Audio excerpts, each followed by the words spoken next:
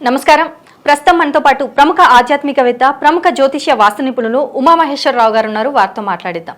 నమస్కారం గురుగారు. ఆయుష్మాన్ భవ. గురుగారు, జనవరి నెలలో మరి వృషభ రాశి వారికి ఎలా ఉండబోతుందో తెలియజేస్తారా?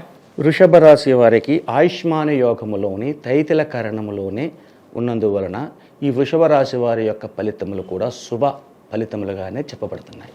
శుభ ఫలితములు అంటే ఏ విధమైన ఫలితములు వస్తున్నాయి? వివాహం కాని వారు ఎవరైతే ఉన్నారో ఈ యొక్క జాన్యువరి నెలలో వివాహం గురించి మాట్లాడితే ఫిబ్రవరి నెలలోకి వివాహం జరగడానికి అవకాశం ఎక్కువ ఉంది. వివాహం కాని వారి అందరికీ కూడా శుభదాయకమైన ఫలితాన్ని అందజేస్తుంది. అలాగే వృషభ రాశి వారికి అనుకోని మిత్రులు, కొత్త మిత్రులు వస్తారు. ఈ నెలలో జాన్యువరి నెలలో కొత్తగా మిత్రులు వస్తారు. వృత్తి, వ్యాపార, ఉద్యోగ రంగంలో అనుకూలతవంతమైనటువంటి పరిస్థితులు కలిగిస్తూ ఉంటారు. ఈ వృషభ రాశి వారు అదృష్టవంతులని చెప్పాలి.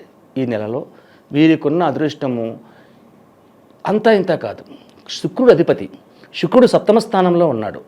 శుక్రుడు సప్తమ స్థానంలో ఉండి గురుడు ఎక్కడున్నాడు? వ్యయ స్థానంలో ఉన్నాడు. వృషభ రాశి వారికి మేషరాశిలో గురువు ఉన్నాడు. ఈ గురుబలము ఉంది, శుక్రబలము ఉంది, అలాగే చంద్రతత్వంగా కూడా బాగానే ఉంది. ఇక్కడ వచ్చింది నక్షత్రం ఏంటి వచ్చింది? బహుళ పంచమి, మంచిది. అది కూడా యోగదాయకమైన పరిస్థితుల్లోకి వచ్చింది కాబట్టి శుభదాయకమైన ఫలితాలు ఎక్కువ పొందుతున్నారు. చేసే పనిలోని నిమగ్నతగా చేస్తారు. అలాగే లగ్జరీపరమైన ఖర్చులు కూడా చేస్తారు. ఎంత సొమ్ము వచ్చినా, ఎంత సొమ్ము అయితే వస్తుందో అంత ఖర్చు జరిగిన మరల సొమ్ముని ఆర్జించగలిగిన శక్తి సామర్థ్యాలు ఈ వృషభ రాశి వారికి ఉన్నాయి. అలాగే ఈ యొక్క వృషభ రాశి వారు పండుగ తరువాత అంటే 16-17 తారీఖుల్లో ఏదైనా నూతన గృహము నిర్మాణం కానీ, కొనుగోలు కానీ, స్థలము కానీ ఏదైనా సరే కొనుగోలు చేస్తే నిర్విఘ్నంగా అది కొనసాగి దానిలోని అత్యంతమైన లాభాన్ని పొందగలుగుతారు. అంటే కుజస్థానానికి సప్తమ స్థానములో కుజుడు సప్తమాధిపత్య వహించాడు కాబట్టి భార్య పేర మీదగా ఈ యొక్క భూములు కానీ, ఇళ్ళు కానీ కొంటే అత్యంత శుభదాయకమైన ఫలితాలు పొందగలుగుతారు. అలాగే ఆరోగ్యపరమైన పరిస్థితులు చూసుకోవాలి. ఇక్కడ ఆరోగ్యపరమైన పరిస్థితులు అంటే ఏ విధమైన అనారోగ్యానికి గురి కావడానికి అవకాశం లేదు. అన్ని శుభదాయకమైన ఫలితాలే ఉన్నాయి. అంటే శుక్రుడు కూడా బుధునితో కలిపి ఉన్నాడు కాబట్టి, బుధ శుక్రులు ఇద్దరు మిత్రులు అయ్యారు కాబట్టి, అది సప్తమ స్థానమైన కలత్రభావంలో కలిగి ఉన్నారు కాబట్టి భార్యకు కూడా యోగదాయకమైన స్థితిని కలిగిస్తూ వస్తున్నారు. శుక్ర విధానం చాలా ఫలితం ఎక్కువగా ఉంటుంది.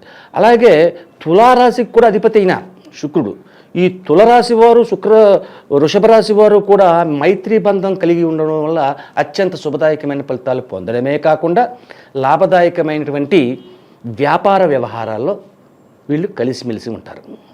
అలాగే ఉద్యోగ రంగంలో ఉన్నవారు, వీరికి కూడా ఉద్యోగ రంగంలో కూడా అత్యంత శుభదాయకమైన ఫలితాలు పొందుతున్నారు. అలాగే ప్రమోషన్స్ ఇటువంటివన్నీ కూడా అందుకుంటారు. ఈ యొక్క జాన్యువరి నెలలోనే అనుకున్న పనిని నిర్విఘ్నంగా కొనసాగించడమే కాకుండా ఎదుటివారి మెప్పును కూడా పొందుతారు. ఎదుటివారి మెప్పును ఎప్పుడైతే పొందారో లాభదాయకమైన పరిస్థితులు వస్తాయి. మెప్పు లేకపోతే మా లాభం ఏమొస్తుంది? కాబట్టి అటువంటి ఫలితములు ఈ వృషభ రాశి వారికి అత్యధికంగా ఉంది. ఇక అలాగే భార్యాభర్తల బంధం గురించి ఇక్కడ మాట్లాడుకోవాలి. భార్యాభర్తల బంధం గురించి ఇక్కడ కుజుడు వక్రించి వెనకకి నడిచాడు. భార్యాభర్తల మధ్యన అవగాహన రహస్యం తక్కువగా ఉంటుంది. అంటే భర్త చెప్పిన మాటకి ఎడమొఖం అంటే పెడమొఖంగానే ఉంటారు. ఒకరికి కొంచెం కీచులాట పడుతుంటారు. అంటే విడిపోయేంత కీచులాటలు కాదు, కొంచెం అనుకున్న దానికి వ్యతిరేకమైన భావాలు కలుగుతూ ఉంటాయి. అది కూడా భార్యాభర్తల మధ్య వచ్చి గొడవ ఎంతసేపు ఉంటుంది? ఒక గంట 2 గంటల తర్వాత ఏముండదు. అటువంటి భావనలో ఉంటుంది. కానీ ఇక్కడ సర్దుబాటు అనేది ఒకటి ఉంటుంది. భార్యాభర్తల మధ్యన గొడవ అనేది వస్తున్నప్పుడు ఎవరో ఒకరు తగ్గి ఉండాలి ఈ నెలలో. ఎందుకంటే శుభ ఫలితాలు అశుభ ఫలితాలుగా మారడానికి అవకాశం ఉంటుంది. అలాగే ఇంటి ఆడది కన్నీరు పెడితే ఆ ఇంటికి శుభదాయకం కాదు. కాబట్టి అటువంటి పరిస్థితి కలగకుండా భర్త మసులుకోవాలి. భార్యాభర్తల మధ్యన సఖ్యతని పెంచుకోవాలి.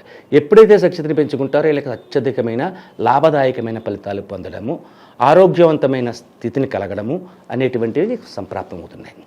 అలాగే ఈ యొక్క వృషభ రాశి వారికి రాహుబలము యోగదాయకంగా లేదు. ఎందుకని? రాహువు శుక్రుని చూస్తున్నాడు, వక్రదృష్టితో చూస్తున్నాడు. వక్రదృష్టితో చూస్తున్నాడు శుక్రుని. ఎప్పుడైతే వక్రదృష్టి చూశాడో ఆ ఫలితాన్ని తగ్గించడానికి అవకాశం ఇస్తాడు. అంటే సర్పదోష విధానాన్ని చేసుకోవాలి. ఈ శుక్రుని మీద ఎప్పుడైతే రాహు దృష్టి పడి ఉన్నదో ఈ రాహు వల్ల శుక్రబలము క్షీణిస్తుంది. దాని వలన చేయవలసింది ఏంటంటే ప్రతి మంగళవారం సుబ్రహ్మణ్యేశ్వర స్వామి టెంపుల్కి వెళ్ళాలి. సుబ్రహ్మణ్యేశ్వర స్వామి ఆలయానికి వెళ్ళి సుబ్రహ్మణ్యేశ్వర స్వామికి పాలాభిషేకం చేయించాలి. ప్రతి మంగళవారం అంటే 4 మంగళవారం వస్తే 4, 5 వస్తే 5 కంపల్సరీగా చేయాలి. సుబ్రహ్మణ్యేశ్వర స్వామికి చేసిన తర్వాత ఒక గోధుమలు కానీ కాదు, గోధుమలని ఒక శుక్రవారం నాడు దానం ఇవ్వమనండి. కేజింపావు గోధుమలు తీసుకుని ఆ కేజింపావు గోధుమలు తెల్లటి జాకెట్ గుడ్డ ఒకటి తీసుకుని అందులో కట్టి గుడికి వెళ్ళి చెప్పులు లేకుండా గుడికి వెళ్ళి గుడిలో ఉన్న పంతులు గారికి ఇచ్చి ఆయనకి ఎంతో కొంత సంభావన కూడా ఇచ్చి నమస్కరించండి చేతులతో. ఇంతే, కాళ్ళకు మొక్కకూడదు. కాళ్ళకు మొక్కకుండా చేతులతో నమస్కరించి గుడిలో ఉన్న దేవుడికి గుళ్ళో ఇచ్చారో ఆ గుళ్ళో దేవుడికి మొక్కుకొని ఇంటికి వచ్చేయండి. ఇంటికి వచ్చిన తర్వాత మధ్యాహ్నం నిద్రపోకూడదు. ఎట్టి పరిస్థితుల్లో మధ్యాహ్నం నిద్రపోకూడదు. గోధుమలు దానం ఇచ్చాం కాబట్టి మధ్యాహ్నం నిద్రపోకూడదు. అంటే రవికి సంబంధించింది. లేదంటే బొబ్బర్లు కూడా అవ్వచ్చు, గోధుమలు ఇవ్వచ్చు. రవికి సంబంధమైన విధానాలని చేసుకోవాలి. ఎప్పుడైతే ఇలా జరుగుతుందో ఈ వృషభ రాశి వారికి వస్తున్న చిన్న చిన్న అవాంతరముల అన్నీ కూడా తొలగి శుభదాయకమైన ఫలితాలు పొందడం జరుగుతుంది. మరి అలాగే ఈ రాశి వారిలో రాజకీయ రంగాల వారికి ఎలా ఉండబోతుంది అంటారు? రాజకీయ రంగాలు కూడా మరి ఈ రాశి వారికి బాగానే ఉందండి. ఎందుకంటే ఎవరికి కూడా రాజకీయ రంగంలో ఎవరు కూడా తనంతట తానుగా ఆలోచించి మాట్లాడతారు. దుందుడుగుగా మాట్లాడేవారు ఉండరు. అయితే దుందుడుగుగా మాట్లాడితే ఎవరికైనా నష్టమే. ఆలోచన లేని పనులు ఎలా చేస్తారు? ఆలోచన ఉండాలి. ఆలోచనాపరంగా రాజకీయ నాయకులకు యోగదాయకమైన పరిస్థితి పొందుతారు ఈ రాశివారు ఈ యొక్క జనవరి నెలలో. అంటే కొంతమంది కోర్టు సమస్యలతో బాధపడేవారు ఉంటారు, మరి బయటపడే అవకాశం ఉంది అంటారా? కోర్టు సమస్యలతో బాధపడే వారికి రాహు విధానం అయింది ఉంది కాబట్టి అది కోర్టుకి సంబంధమైన విధానాలు నష్టదాయకమైన పరిస్థితులు తీసుకొస్తాయి. రాహువుకి ఎప్పుడైతే మీరు నేను చెప్పిన రెమెడీని చేశారో, అంటే రాహు సంబంధమైన బొబ్బర్లు కానీ గోధుమలు కానీ లేకపోతే గోధుమలు బొబ్బర్లు రెండు కలిపి ఇచ్చినా సరే దాన విధానాన్ని చేసుకుంటే రాహు పీడా విధానం పోతుంది. శుక్రుడు బలపడతాడు. బొబ్బర్లు ఇస్తే శుక్రుడు బలపడతాడు, గోధుమలు ఇస్తే రవి బలపడతాడు. రవి గురులిద్దరు మిత్రులే. విద్యార్థులకు విదేశాలకు వెళ్ళాలి అనుకునే వారికి ఎలా ఉండబోతుంది? విదేశాలకు వెళ్ళే వాళ్ళకి కొద్దిగా ఆటంకపరితమైన పరిస్థితులు వస్తాయి. రాహు విధానంలో రాహు పీడ ఉంది కాబట్టి కొద్దిగా ఆటంకమైన పరిస్థితులు వస్తాయి. కొంచెం ఎక్కువగా కృషి చేయాలి. 1-2 సార్లు ఆలోచించడమే కాకుండా ఎక్కువ శ్రమ పడాలి. శ్రమ పడితే విదేశ యోగానికి రాహు ఫలితం వల్లే విదేశీ యోగం వెళ్తుంది. రాహు గురువుల వల్లే విదేశీ యోగం వెళ్తుంది. గురువు ఉన్న స్థానం ఏ స్థానంలో ఉన్నాడు, రాహు ఉన్న స్థానం లాభస్థానంలో ఉన్నాడు. కానీ రాహు శుక్రుని చూస్తున్నాడు కాబట్టి విదేశానికి వెళ్ళే వాటిలో అంటే ఖర్చు ఎక్కువ అవుతుంది కానీ ఫలితం తక్కువ వస్తుంది విదేశాలకు వెళ్ళేవారు. అదే స్వదేశంలోనే ఉండే చదివే విద్యార్థులకి లాభదాయకం, అత్యధికమైన శుభ ఫలితాలు పొందుతున్నారు. అలాగే గృహిణీలు తన పిల్లలకు వివాహం చేయాలనుకున్నప్పుడు 14వ తారీఖు నాడు జనవరి నెలలో 1, 2, 3 కాడి నుంచి ఇంకా స్టార్ట్ చేసుకుని మాటల విధానం అంటే ముహూర్తాలు లేవు ఇక్కడ. మాటల విధానాలు చేసుకున్న తర్వాత ఫిబ్రవరి నెలలో వివాహ ముహూర్తాలు ఉన్నాయి. వారికి వివాహం అవ్వడం తథ్యం. ఈ వృషభ రాశి వారికి ఇంట్లో శుభకార్యం జరుగుతుంది. శుభకార్యం జరిగితే శుభమే కదా, అంత లాభమే కదా, అందరూ సంతోషమే కదా, అటువంటి ఫలితాలు ఇస్తారు.